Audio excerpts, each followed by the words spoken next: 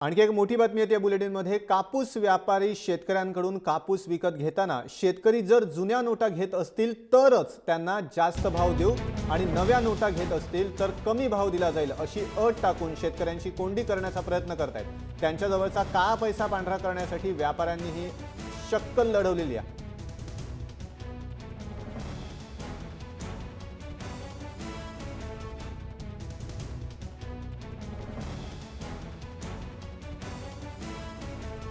कापूस व्यापारी शेतकऱ्यांकडून कापूस विकत घेताना शेतकरी जर जुन्या नोटा घेत असतील तरच त्यांना जास्त भाव देऊ अशी आडमुठेपणाची भूमिका घेत आहेत आणि दुसरीकडे नवीन नोटा जर शेतकरी घेत असतील तर कमी भाव देत आहेत। अशा प्रकारे शेतकऱ्यांची कोंडी करण्याचा प्रयत्न करत आहेत कापूस व्यापारी।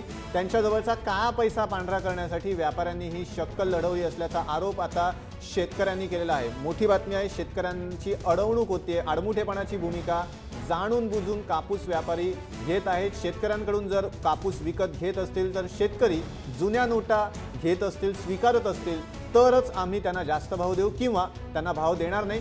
नव्या नोटा घेत असतील तर कमी भाव दिला जाईल अशी अट टाकून शेतकऱ्यांची कोंडी करण्याचा प्रयत्न करत आहेत। नितीन माधव आपले प्रतिनिधी आहेत। नितीन, नेमका काय आहे हा सगळा प्रकार?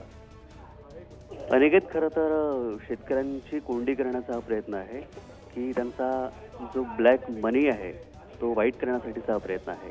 म्हणजे कापूस प्रति क्विंटलचा दर जुन्या नोटा जर स्वीकारल्या शेतकऱ्यांनी तर तो त्यांना जुन्या नोटाच्या बदल्यात 5,000 मिळेल आणि नवीन नोटा असतील तर तो जो रेट आहे, तो भाव आहे कापसाचा, तो 4,000 दिला जाणार आहे। आणि या आमिषाला अनेक शेतकरी बळी पडतात, पण त्यासाठीच ही बातमी आहे की कुठल्याही प्रकारच्या आमिषाला बळी पडू नका। आणि एक काही शेतकरी हा फायदा करून घेण्यासाठी जुन्या नोटा स्वीकारतायत, पण बँकेत जमा करताना त्या शेतकऱ्यांना अडचण येते आहे।